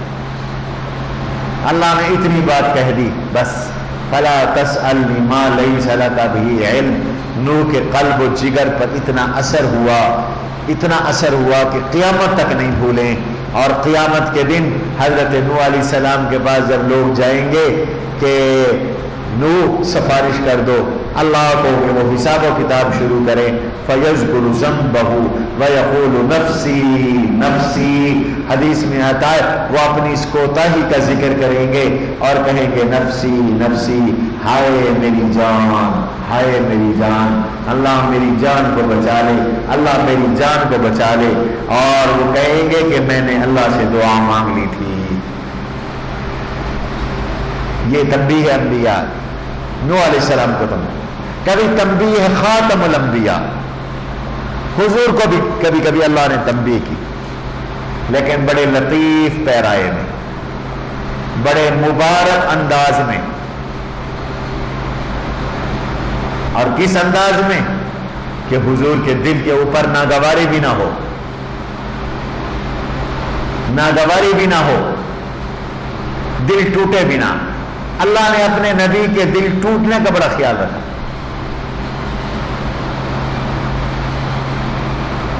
منافقین نے حضور سے مانگی اجازت غزوے سے پیچھے رہنے کی، جہاد سے پیچھے رہنے کی۔ آپ رحیم و کریم ذات تھے، نرم دل تھے، اجازت دے دی۔ اللہ نے اس پہ تنبیہ کی، عفا اللہ عنک لما اذنت لهم۔ اور کیا انداز ہے تنبیہ کا، مرہم بھی ساتھ رکھ دی، مرہم بھی ساتھ رکھ دی۔ ٹھیک ہے نا جی، عفا اللہ عنک لما اذنت لهم، اللہ نے آپ کو معاف کر دیا، آپ نے ان کو کیوں اجازت دی؟ تو یہ ایک بلیغ سی تنبیہ ہے، آپ کو اجازت نہیں دینی چاہیے، لیکن ساتھ حضور کے دل پر مرہم بھی رکھ دی، تسلی بھی دے دی کہ دل ٹوٹے نہ۔ عفا اللہ عنک، اللہ نے آپ سے درگزر کر دیا کہ آپ نے ان کو اجازت دے دی، اجازت نہیں دینی چاہیے۔ لما اذنت لهم، تو یہ کیا ہے جی؟ یہ 5واں سلسلہ تنبیہات، 5واں چھٹا ہے؟ چھٹا سلسلہ جی شکایات مشرکین. شکایات مشرکین.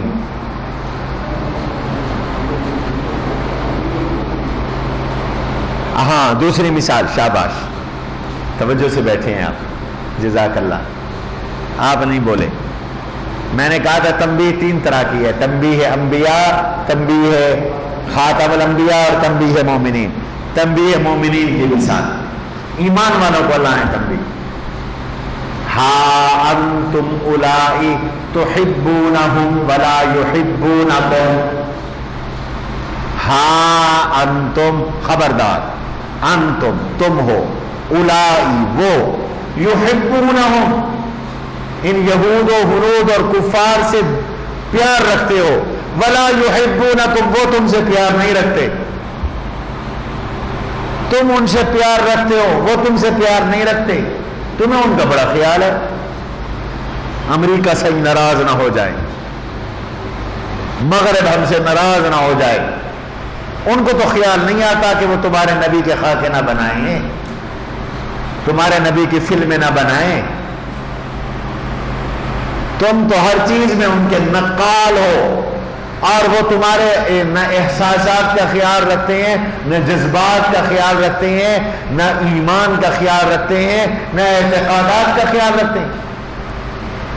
تو اللہ نے قرآن میں تنبیہ کی مومنین کو, ہاں انتم اولائی تحبونہم تم ان سے دوستی رکھتے ہو, ولا یحبونکم وہ تم سے دوستی نہیں رکھتے. وَتُؤْمِنُونَ بِالْكِتَابِ كُلِّ تم تو ساری کتابوں پہ ایمان رکھتے ہو, اور وہ تمہاری کتاب پہ ایمان نہیں رکھتے. الٹی گندا ہے دنیا کے اندر. مسلمان ہر نبی کا احترام کرتے ہیں, اور یہ ہمارے نبی کو کتے کی طرح بھونکتے ہیں. اس کے باوجود ہم دہشت گرد ہیں اور وہ اعتدال پسند ہیں. یعنی جو تمہارے نبی کے گالی بکنے کو بھی اپنے نبی کی طرح گستاخی اور کفر سمجھے, وہ تو ہو گئے دہشت گرد. اور تم ہمارے نبی کو بکتے رہو, تم ہو اعتدال پسند.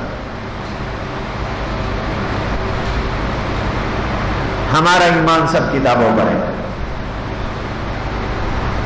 ہم اس قرآن پر بھی ایمان رکھتے ہیں, تورات پہ بھی ایمان رکھتے ہیں, انجیل پہ بھی ایمان رکھتے ہیں, زبور پہ بھی ایمان رکھتے ہیں, صحف پر بھی ایمان رکھتے ہیں. اور یہ لوگ قرآن کے قائل نہیں, قرآن پہ ایمان نہیں رکھتے. تو جو سب کو مانتے ہیں وہ ہو گئے انتہا پسند, اور جو صرف اپنی کتاب کو مانتے ہیں وہ ہو گئے اعتدال پسند. الٹی گنگا.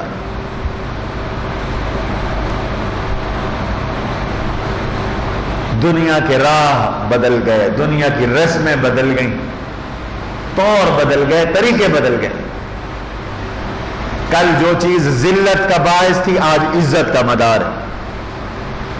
کل تک لوگ جس کو کنجر کہتے تھے, اور کنجر ایک بڑی گالی ہوتی تھی معاشرے کے اندر, نفرت کی بات ہوتی تھی, آج وہ اداکار ہے اور وہ دنیا کے معزز ترین لوگ ہیں. ایسے ہے نا. کل تک سب سے گندی عورت کنجری کو کہا جاتا تھا, اور کل جس کو کنجری کہا جاتا تھا آج وہ ہیرو ہے, اور معاشرے کے اندر اس کا بڑا مقام ہے. آپ کو ٹی وی پہ کوئی, میڈیا پہ کوئی جگہ نہیں ملے گی. 10 لاکھ کا اجتماع کر لیں, میڈیا آپ کی اتنی سی خبر دے گا.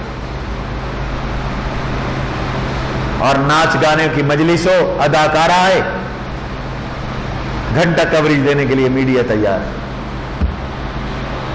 یعنی ایک منصوبے کے تحت ذہن بدل دیا گیا, ماحول بدل دیا گیا, ذلیل کو عزیز بنا دیا گیا, عزیز کو ذلیل بنا دیا گیا, نیکی کو بدی اور بدی کو نیکی, روشنی کو اندھیرا اور اندھیرے کو روشنی بنا دیا. خیر, 7واں سلسلہ, چھٹا سلسلہ شکایات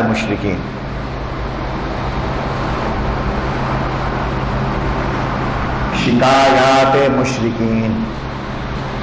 اللہ تعالیٰ نے قرآن کریم میں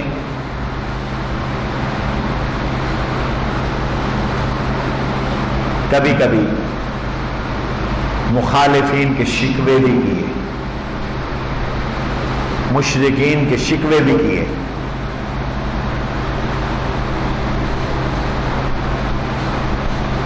عام طور پر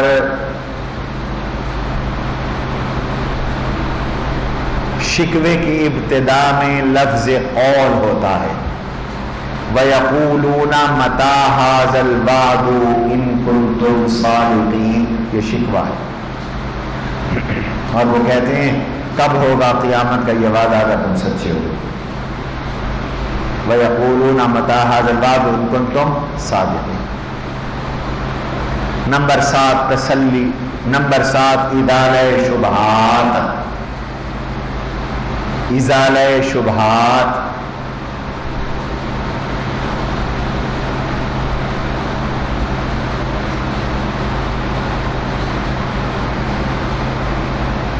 ازالہ شبہات کا معنی لوگوں کے شکوک اور شبہات کو دور کرنا.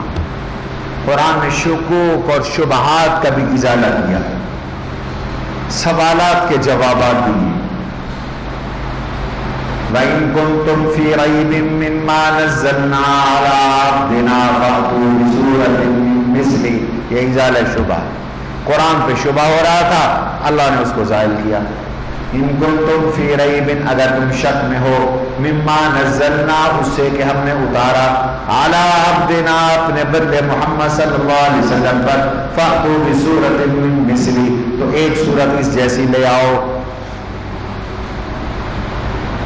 یہ 7 سلسلے جی مکمل ہو گئے.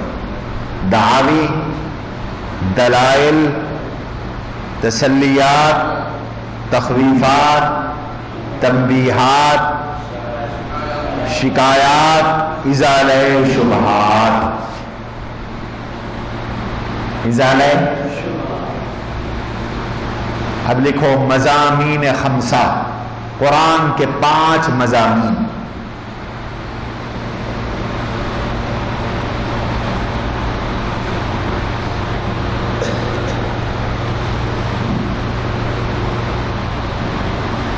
بر صغیر میں ایک بڑا نام امام شاہ ولی اللہ محدث دہلوی رحمۃ اللہ علیہ کا. یہ بڑی جامع شخصیت ہیں شاہ صاحب. محدث بھی ہیں، مفسر بھی ہیں، فلاسفر بھی ہیں، سیاست، طریقت، شریعت تینوں کے جامع. سیاست کی بھی انتہا ہے شاہ صاحب. بر صغیر کو سنبھالنے کے لیے شاہ ولی اللہ رحمہ اللہ نے اپنی خدمات پیش فرمائی. شاہ صاحب نے قرآن کی بھی بڑی خدمت، اور ہمارے اس بر صغیر میں قرآن علوم شاہ صاحب کے خاندان اور شاہ صاحب کے ذریعے پہنچے. آپ کو پتا ہے اردو میں سب سے پہلا قرآن کا ترجمہ شاہ صاحب کے 2 بیٹوں نے کیا. سب سے پہلا ترجمہ شاہ عبد القادر اور شاہ رفیع الدین. ایک کا لفظی ترجمہ ہے، ایک کا بامحاورہ ترجمہ. ان کے بعد جتنے ترجمے اردو میں آج تک لکھے گئے سب انہی سے ماخوذ ہیں. اصل ماخذ اردو کے ترجمے کا وہ شاہ عبد القادر صاحب رحمۃ اللہ علیہ. اور شاہ عبد العزیز آپ کے صاحبزادے کی نے قرآن کریم کی تفسیر لکھی، تفسیر عزیزی. 30واں پارہ چھپا ہوا ہے، بقرہ چھپی ہوئی ہے، پہلا پارہ چھپا ہوا ہے، 2 جلدیں اس کی چھپی ہوئی ہیں، نامکمل رہ گئی فارسی زبان میں. شاہ صاحب کی تحقیق یہ ہے کہ پورے قرآن میں 5 مضامین ہیں. سارا قرآن ان 5 مضامین کے اندر ہے. کتنے؟ نمبر 1 علم المخاصمہ. علم المخاصمہ کیا معنی علم المخاصمہ کا؟ مناظرے کا علم، ڈیبیٹ. آج کل انگریزی میں ڈیبیٹ کہتے ہیں، مناظرہ، مباحثہ۔ اللہ نے پورے قرآن میں جو مختلف مذاہب ہیں، مختلف اقوام ہیں، ان کی ڈیبیٹ کو ذکر کیا، ان کے ساتھ مناظرے کو ذکر کیا، ان کے ساتھ ڈائیلاگ اور گفتگو کو ذکر کیا، اور اس میں توحید کو ثابت کیا، رسالت کو ثابت کیا، قیامت کو ثابت کیا، اور علم المخاصمہ کے اندر کے ذریعے اللہ نے قرآن کی صداقت کو ثابت کیا۔ تو پہلا علم کیا ہے؟ علم المخاصمہ۔ علم المخاصمہ کی تفصیل میں نے آپ کے سامنے عرض کر دی۔ جہاں کہیں توحید کا اس بات ہوگا تو علم المخاصمہ ہوگا، رسالت کا اس بات ہوگا تو علم المخاصمہ ہوگا، قیامت کا اس بات ہوگا تو علم المخاصمہ ہوگا، جہاں کہیں جو ہے کسی بھی عقیدے کو ثابت کیا جائے گا وہ علم المخاصمہ ہوگا۔ نمبر 2 علم الاحکام۔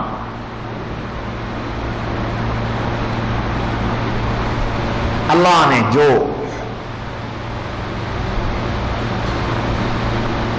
کام کرنے کے لیے کہے یا جن کاموں سے منع کیا، یہ علم الاحکام۔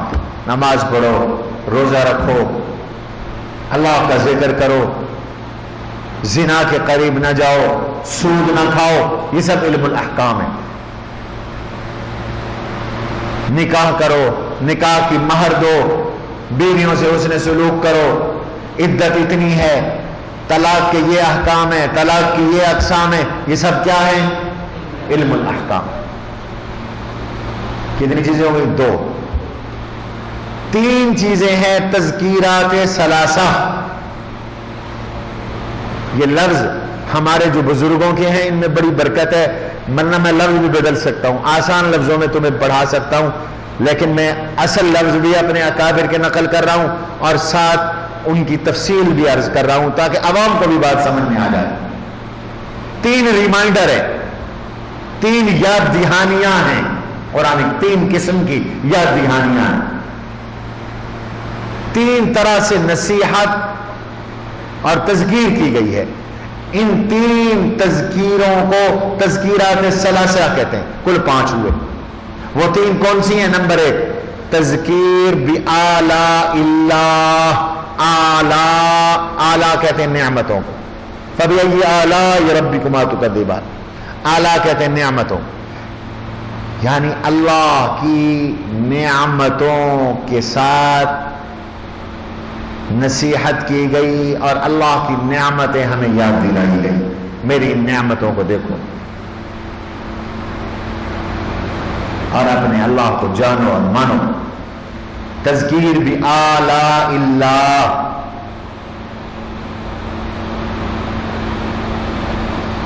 یہ ریمائنڈر بھیجا اللہ نے، یہ پانی نہیں دیا۔ وَجْعَلْنَا مِنَ الْمَاءِ كُلَّ شَيْءٍ حَيٍّ، ہم نے ہر چیز کو تو پانی سے زندہ کیا۔ مِن مَاءٍ مَعِينٍ، چشمے والا پانی دیا۔ وَلَوْ جَعَلْنَاهُ اجاجا، اگر ہم چاہیں تو اس کو ہم خشک کر دیں، اس کو ہم نمکین کر دیں۔ الم نجعل له عینین، ہم نے تمہیں آنکھیں نہیں دی، ولسان، ہم نے تمہیں زبان نہیں دی، وشفتین، ہم نے تمہیں ہونٹ نہیں دیے، وہدیناہ النجدین، ہم نے تمہیں 2 راہیں نہیں بتلائیں۔ یہ کیا ہے؟ اللہ کی نعمتوں کے ساتھ ہمیں یاد دہانی کرائی جا رہی ہے، سمجھایا جا رہا ہے، نصیحت کی جا رہی ہے۔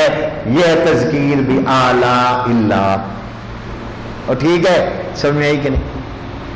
یہ پہلی تذکیر۔ دوسری تذکیر تذکیر بایام اللہ۔ یہ اصطلاح ایام اللہ قرآن کی ہے۔ فذکرہم بایام اللہ، خود قرآن نے کہا، یہ قرآن کی اصطلاح ہے۔ فذکرہم بایام اللہ، ایام اللہ سے مراد زمانہ ماضی، اللہ کے دن، گزشتہ ایام۔ کبھی گزشتہ ایام، پاسٹ، ماضی، گزرے ہوئے زمانے کے واقعات یاد دلا کر اللہ نے ہمیں نصیحت کی. کبھی فرعون کا ذکر کیا، کبھی قارون کا ذکر کیا، کبھی قوم عاد کی ہلاکت کا ذکر کیا، کبھی قوم سمود کی ہلاکت کا ذکر کیا، کبھی نوح علیہ السلام کی قوم کی ہلاکت کا ذکر کیا. یہ کیوں کیے؟ یہ ہماری نصیحت کے لیے کہ انہوں نے یہ کیا، ہلاک ہوئے، تم بھی کلو گے تو ہلاک ہو جاؤ گے. ٹھیک ہے، بات سمجھے کہ نہیں؟ تو پہلی تذکیر کون سی ہے؟ تذکیر بآلاء اللہ. دوسری تذکیر ایام اللہ. تیسری تذکیر بما بعد الموت. تذکیر بما بعد الموت.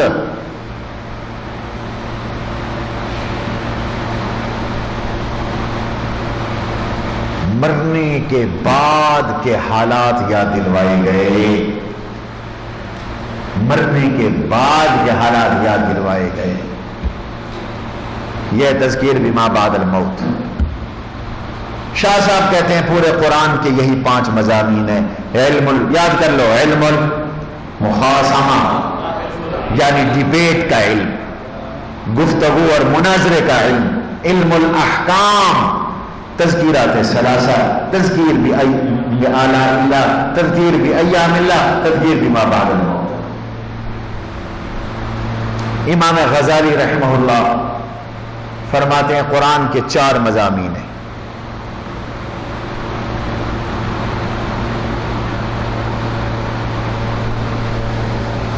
نمبر 1 علم الاصول.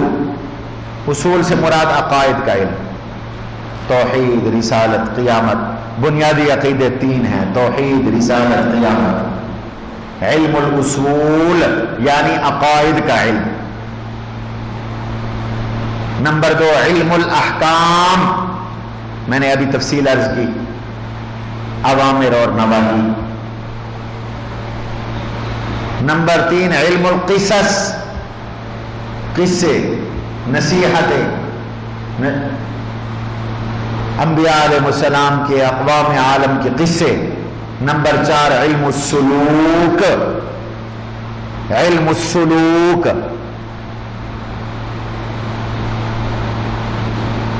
سلوک کہتے ہیں اصلاح کی راہ کو، جس راہ پہ چل کر آدمی اپنے آپ کو سنوار سکتا ہے، اصلاح کر سکتا ہے، اس کو علم السلوک کہتے ہیں.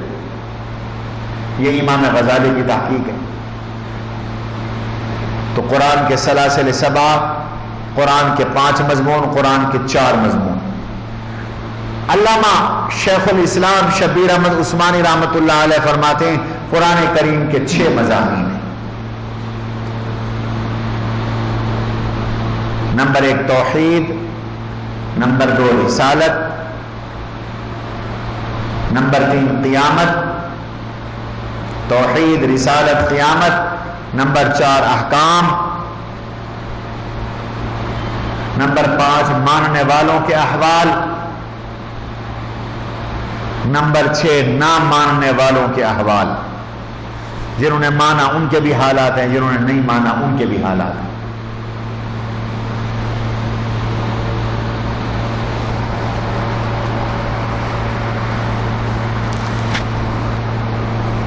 قرآن کے حصص اربع، 4 حصے.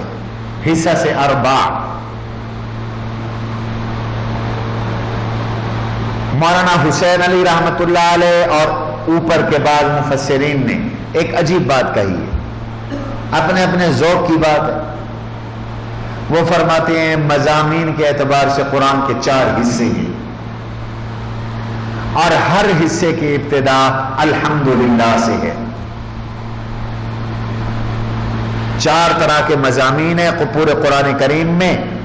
4 حصوں میں یہ مضامین منقسم ہیں اور ہر حصے کی ابتدا کس سے ہے؟ بولیں الحمدللہ سے. بس ختم کریں سبق، آخری بات ہے، توجہ کرو. فرماتے ہیں پہلا حصہ سورۃ فاتحہ سے لے کر سورہ مائدہ کے آخر تک ہے. اس کے اندر اللہ کی خالقیت کا بیان ہے. اللہ خالق ہے، اللہ کی خالقیت کا بیان ہے. ابتدا الحمدللہ سے، سورۃ فاتحہ کی شروع میں الحمدللہ. دوسرے حصے کی ابتدا سورہ انعام سے لے کر بنی اسرائیل تک ہے. اس کے اندر اللہ کی ربوبیت کا بیان ہے. اللہ رب ہے.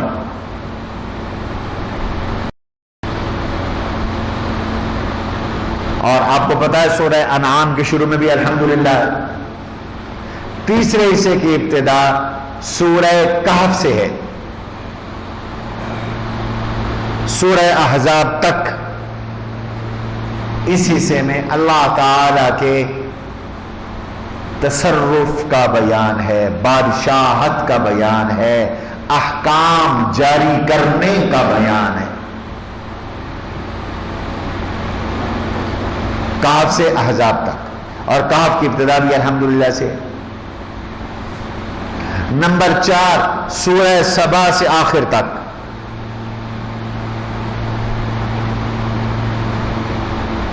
اللہ تعالی کی مالکیت کا بیان ہے. مالکیت اور شفاعت قہری کی نفی ہے. شفاعت قہری کہتے ہیں زبردستی کسی سے کوئی بات منوانا، چڑھائی کر کے سفارش کرنا. شفاعت قہری کی نفی. یہ ہیں 4 حصے قرآن. گویا کہ توجہ میری توجہ، سورۃ فاتحہ سے مائدہ تک الحمدللہ کو بیان کیا. الحمدللہ کا معنی ہے خالق اللہ ہے. میں اگلے سبق میں عرض کرتا ہوں. سورہ انعام سے لے کر سورہ بنی اسرائیل تک رب العالمین کو بیان کیا. اور سورہ کہف سے لے کر سورہ احزاب تک الرحمن الرحیم کو بیان کیا. اور سورہ سبا سے لے کر آخر قرآن تک مالک یوم الدین کو بیان کیا. تو خود بخود بات نکل آئی کہ سارے قرآن کا خلاصہ سورۃ فاتحہ. اب سورۃ فاتحہ سے انشاءاللہ اگلے سبق. سبحان ربک رب العزۃ عما یصفون وسلام علی المرسلین والحمد للہ رب العالمین.